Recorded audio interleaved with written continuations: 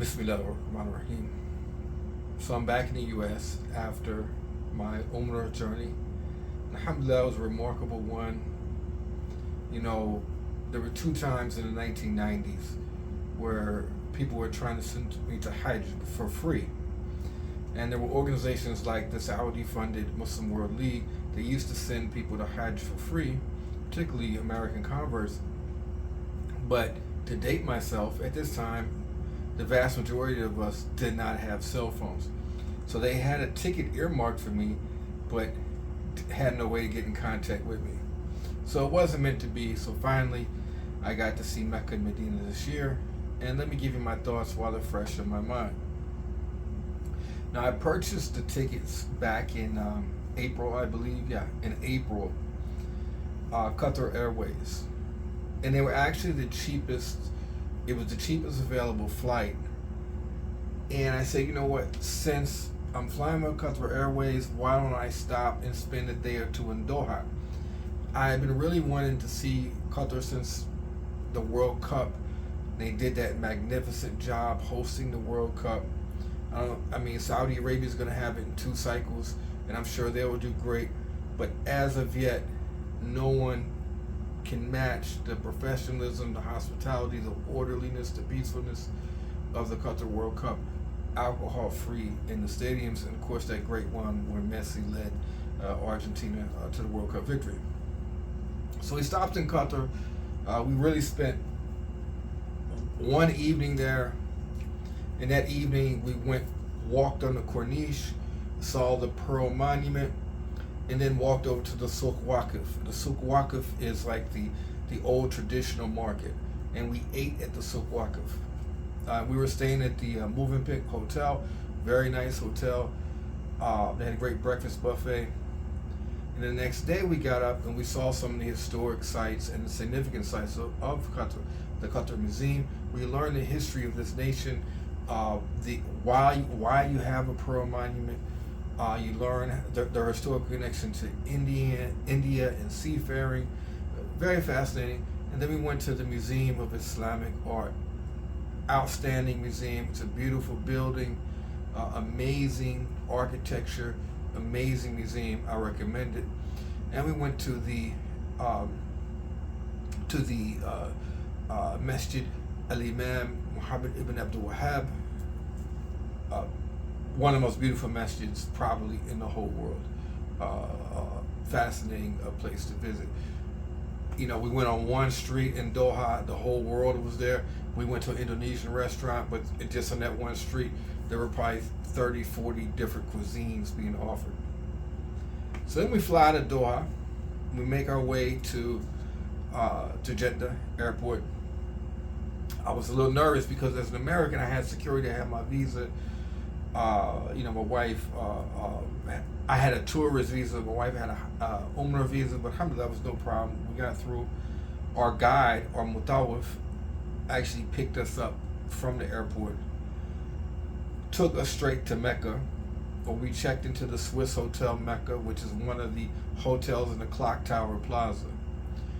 Now, I'm very thankful, and this is a message I want to give to all Americans, especially. I'm very thankful I stayed at the Clock Tower, or it doesn't have to be the Clock Tower, it could be one of those nearby hotels. But I was doing 17 to 20,000 steps a day, and by staying in those nearby hotels, number one, you have a great view. You open the curtains, you can see the Kaaba. Alhamdulillah, it's like breathtaking view, but also you're limiting your step count and your reliance on buses and taxis where you can just walk to the Haram every day. You know, it costs, it's expensive, but this is a special journey, and so you have to be willing to invest that money. So we go, we check in our luggage, bam, we head right to the Haram to make our Umrah. And you don't really need a guide to do this, but I highly recommend it just because you don't want to make any mistakes. You want to get all the steps right.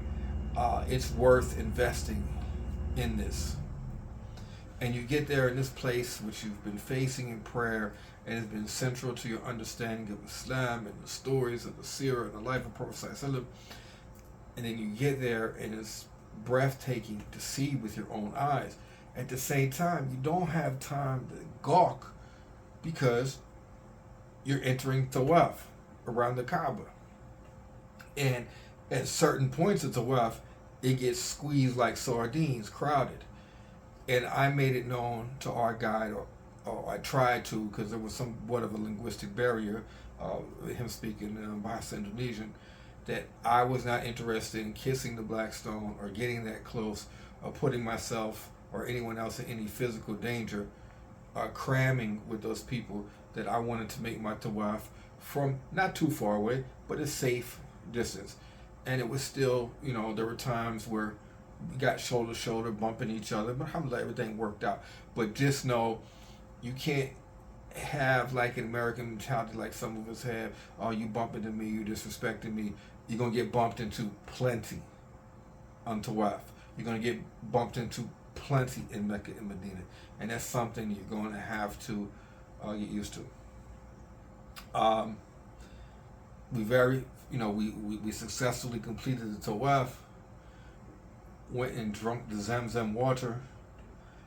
As Zamzam water hit, because I was thirsty, and it was refreshing, and the water is a blessing, and you really feel that.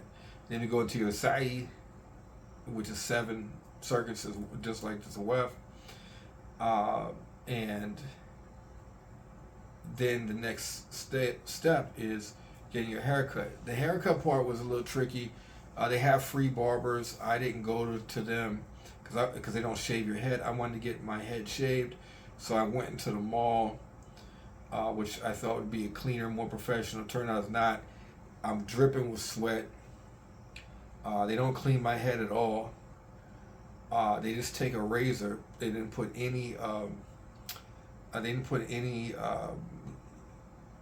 Ointment or lotion or anything. They just cut it straight with the razor. But ironically, that razor really worked because my hair was kind of grown out. It went straight through it and didn't cause anything. But then he nicked me on the back of my neck. I was bleeding all night, and I had already had a cyst drained on the back of my neck the week before. So my neck was kind of looking a mess. I think it might still be. I wore sandals that have ankle support, and they also kind of tore into my foot. So I did get kind of bruised up and banged up during this trip. So I think it's all part of it. A guy stepped on my foot in Mecca.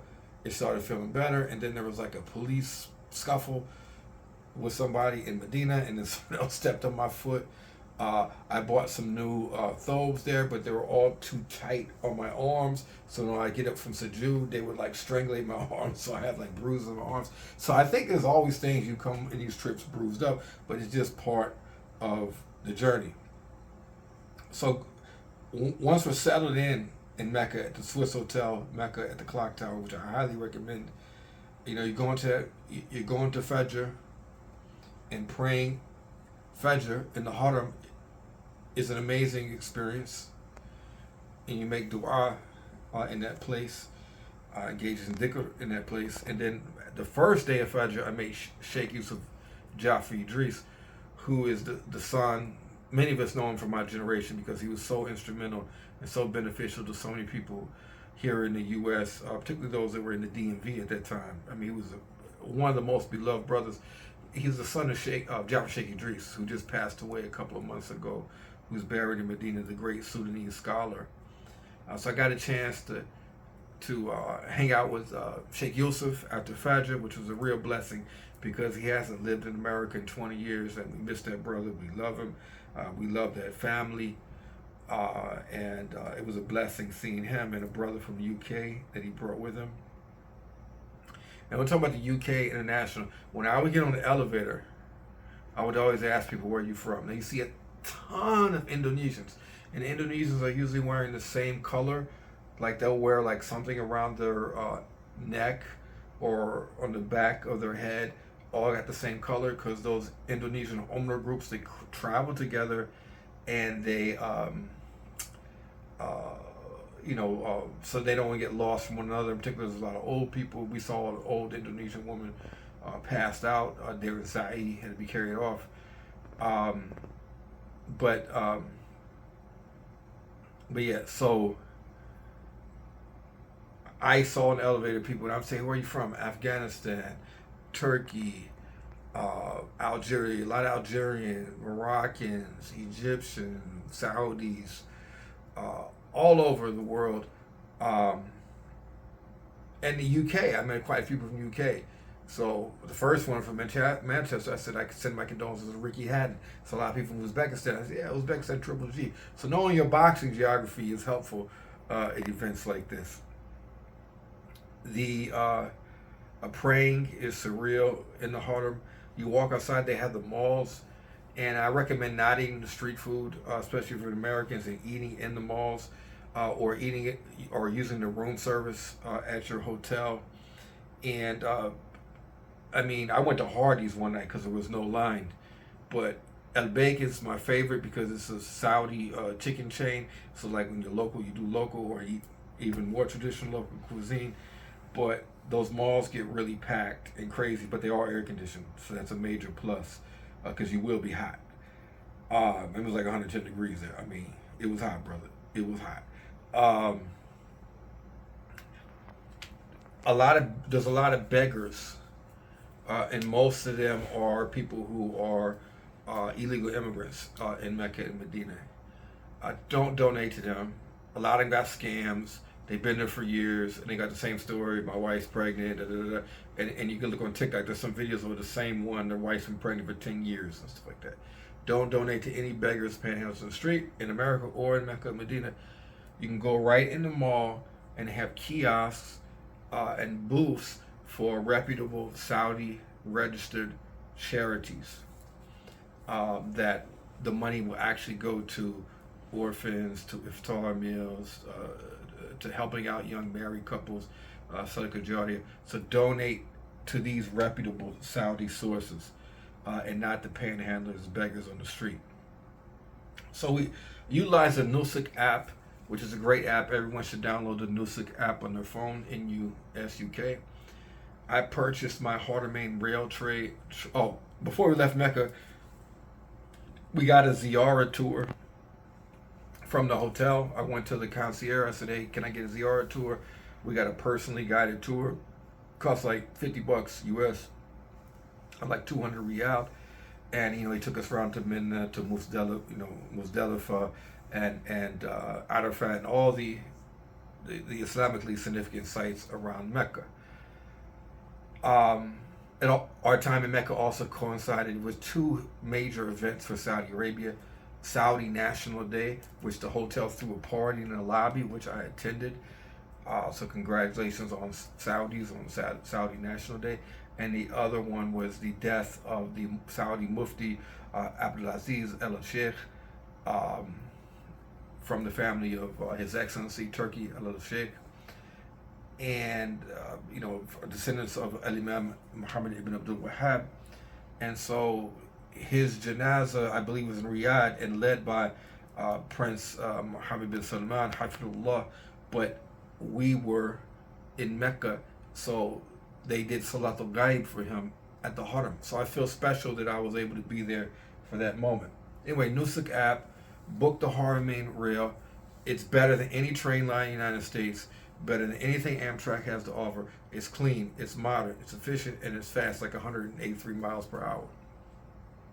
We get to Medina, we take a taxi, and we stay at the Anwar Movenpick Medina, which is right next to the to Masjid Nabawi. So it was just easy to walk from the hotel to Masjid Nabawi. One thing, whether you're in Mecca or Medina, if you want to get a good place for Salah, you gotta arrive like an hour, even 2 hours ahead of prayer times.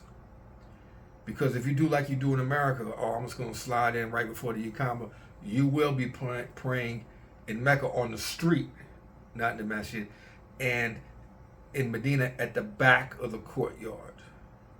Very, very back of the courtyard. So if you get there early, brothers can get inside the masjid. The later you get, the more problematic it is. So try to be timely. Same thing in...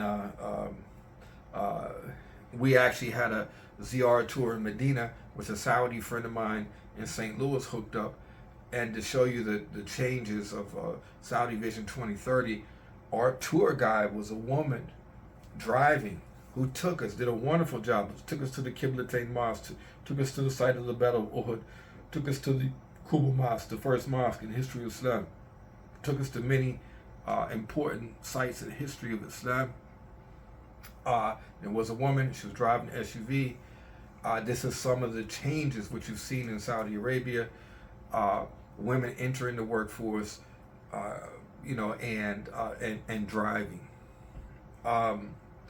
Hotel was great. I recommend in Medina, same thing. You get a hotel around the courtyard because you're doing a little less steps. I was doing 15 to 18,000 steps a day in Medina as well. So you, as opposed to 17 to 20 in Mecca. Again, if you're going to do this trip and it's hot, remember, I suggest getting that step count up daily. Start walking 10,000 steps or more a day if you're not already doing so.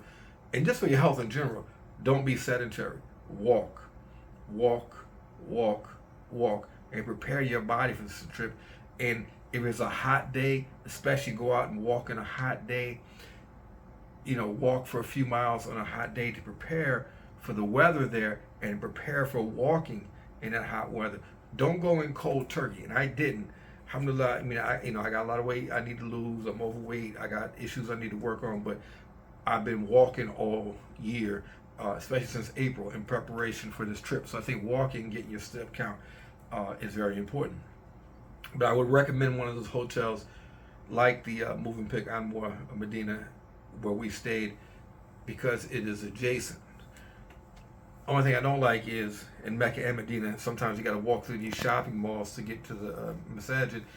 Like most Americans, I have fondness for 1980s malls, but I'm over malls. I'm an online shopper, so I don't really like malls. Only thing I like about the malls in Saudi Arabia is the air conditioning. They got air conditioning, and that's a good thing because it's hot over there. Just praying daily. Medina is a peaceful city, so you can feel that sakina, that calmness and that peaceness in the city of the Prophet ﷺ. And once Mecca is very chaotic and busy, and then once you leave like the general area of Masjid Nabawi, very peaceful. It's a very peaceful city, and you can feel that peace in Medina, the city of the Prophet ﷺ, the city where the Islamic State was established, the city where the Prophet ﷺ and Umar and Abu Bakr and so many of the Sahaba were buried.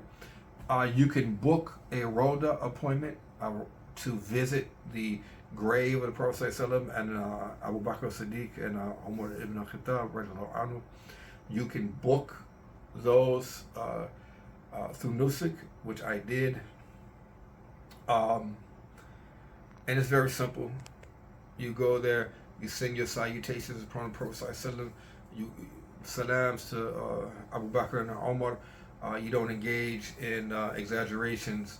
There was one guy in line with me, and while the Saudi authorities were not looking, he made sujood to the graves, which of course is a violation of Tawheed, is not from the religion of Al-Islam, is a bid'ah or worse. Yeah, I got to visit twice, and you really feel that you go there and then you pray your 2 rak'ah. It's a powerful experience to be near to the blessed graves of the Prophet ﷺ and Abu Bakr and Umar. So yeah, prepare your body physically. Prepare yourself. Sunscreen. Walk, get your steps in, and bring your sunscreen. Now, remember, when you're doing Umrah, you can't have scented sunscreen or scented deodorants. Remember those two things.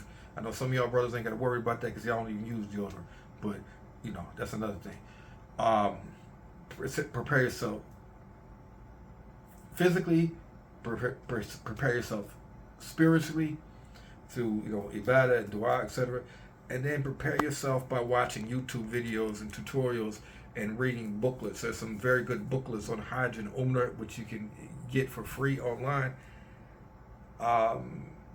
that can give you all the information of what you need to do from a fiqh standpoint on your Umrah and the adab of visiting Medina and Masjid al-Nabawi. Finally, after Medina, we took the Haramain rail to Jeddah. We spent the day in Jeddah. We went to the Corniche, to the floating mosque on the sea. I highly recommend it. It's a very beautiful masjid. The Corniche is a very beautiful, peaceful area.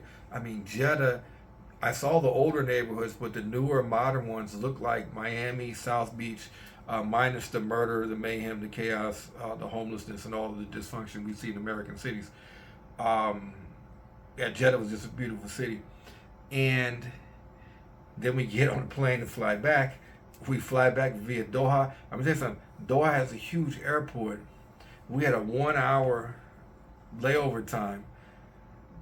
This little Filipina Qatar Airlines lady's waiting for us. We get off, and she just like goes into Jacker Journey Kersey mode, JJK from the east side, and starts running through the airport.